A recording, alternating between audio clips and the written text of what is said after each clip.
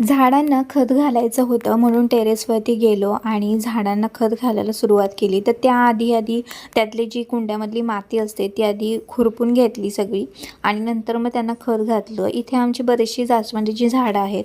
ही झाडं लावण्याचं एकच कारण आहे, ते म्हणजे आमच्या देवासाठी आम्हाला फुलं भेटतात आणि बरीच फुलं फुलतात जास्वंदींना.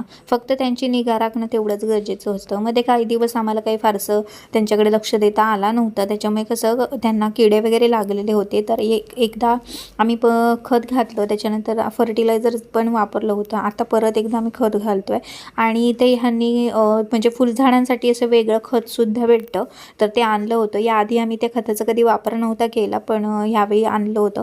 तर म्हटलं बघूया हे खत घालून कसं होतं ते. तर आता झाडं बरीच आहेत आमची आणि आता पटापट आम्हाला हे सगळं आवरायचं आहे काम, कारण की परत ह्यांना ऑफिसला पण जायचं आहे आणि बाकीची पण माझी घरातली पण कामं आहेत.